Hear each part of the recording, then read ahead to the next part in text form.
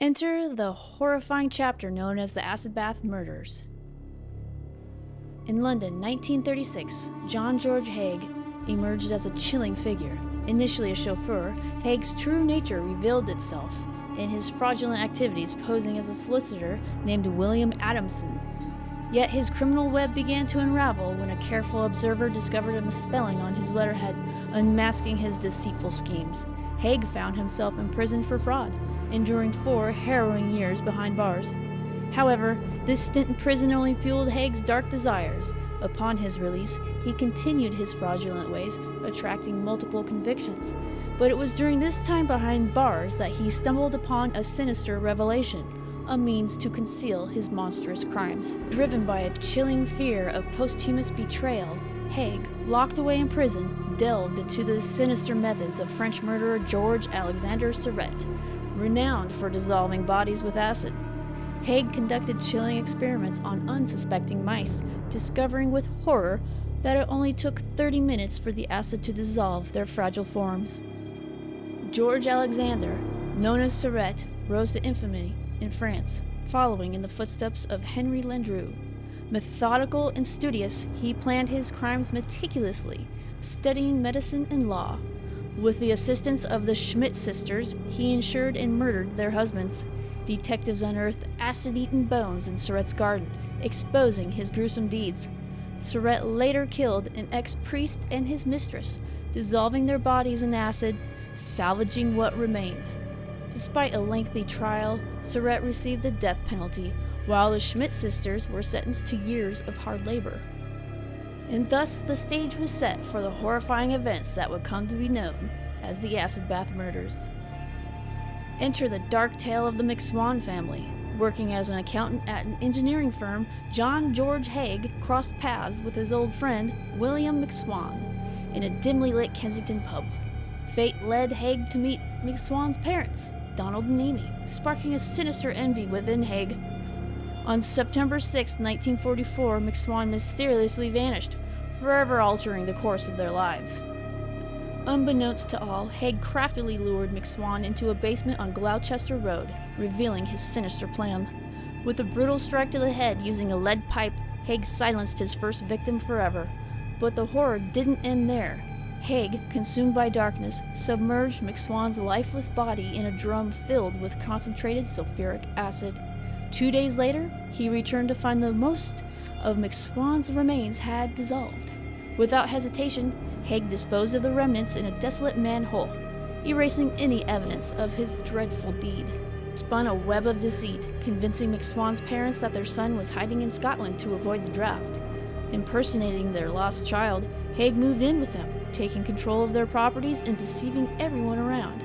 As the war neared its end, doubt crept into the hearts of Donald and Amy McSwan. Their son's absence raised suspicions about Haigh's elaborate charade. July 2, 1945, Haigh targeted his next victims, the trusting McSwan couple.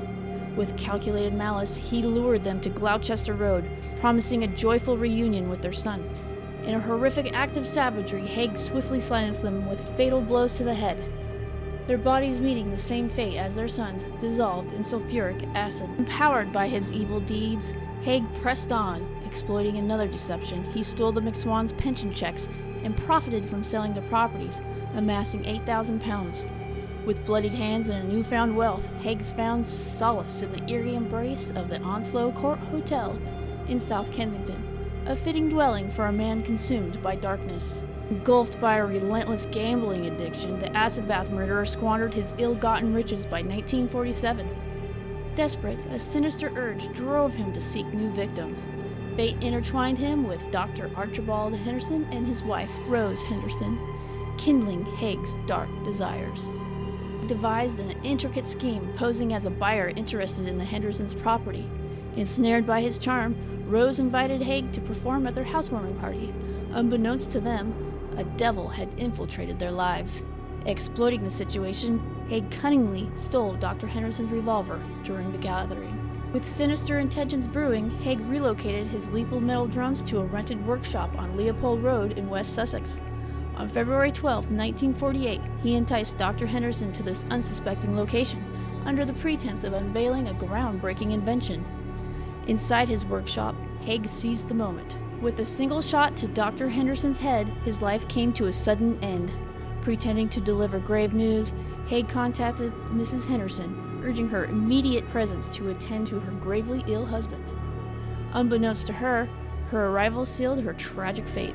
Without hesitation, Haigh callously shot her with a stolen revolver, extinguishing her life in an instant.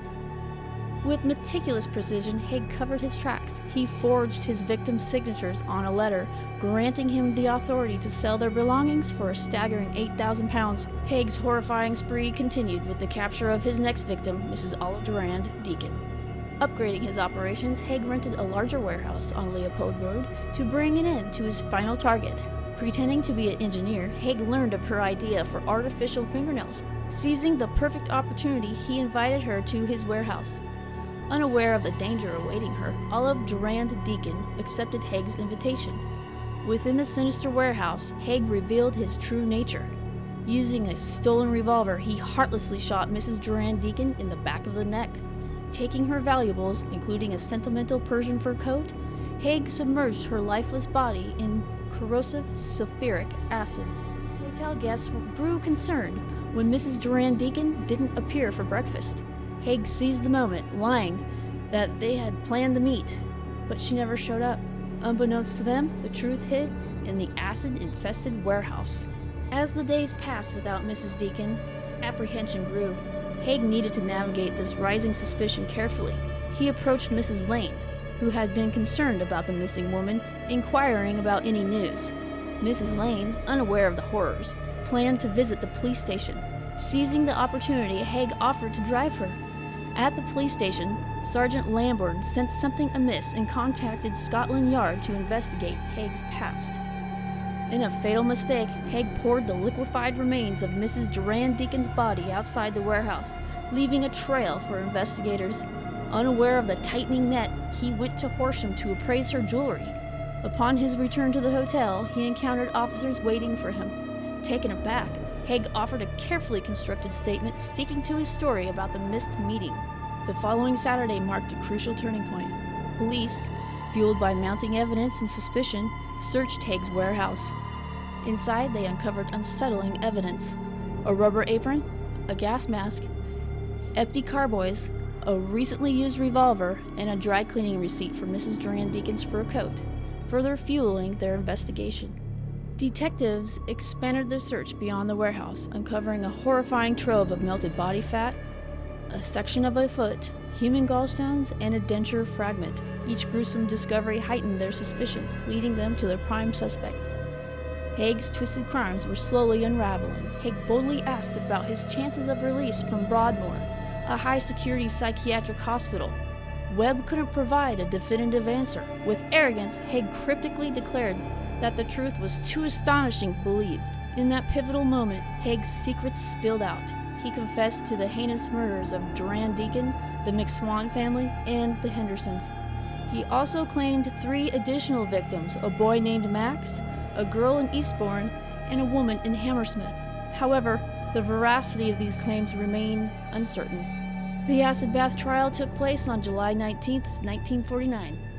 Haigh's trial concluded the next day. In a daring plea, Haigh claimed insanity and revealed his vampiric desires, even admitting to drinking his victims' blood. To support his claims, Haigh recounted childhood dreams filled with blood and how they resurfaced after a 1944 car accident. He described a hallucination of a forest dripping with blood, where a figure urged him to drink from a cup filled with the collected blood. However, no evidence confirmed Haigh actually consumed his victim's blood. These surreal nightmares and suggesting a vampiric nature, Haigh likely aimed to appear delusional and avoid execution. Learning of this revelation, the detective questioned Haigh about the murders and shared his inquiry about escaping psychiatric institution. Prosecutor Lord Shawcross passionately urged the jury to reject Haigh's insanity defense, presenting evidence of calculated malice.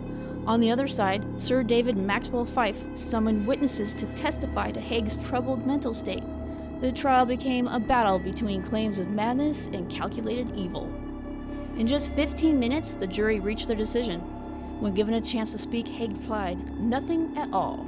The judge then pronounced the sentence. Haigh would be executed by hanging, sealed with the strike of a gavel. Haigh made a peculiar request for a trial run of his hanging, but it was likely denied. During this ominous time, he shared his life story with the newspaper that funded his trial and wrote letters to his girlfriend and parents. He even arranged for a death mask by Madame Tussauds. On August 10, 1949, the fateful day arrived. Haigh, the acid bath murderer, was taken to the gallows by Chief Executioner Albert Pierrepoint. In his last moments, he drank brandy before taking his final breath.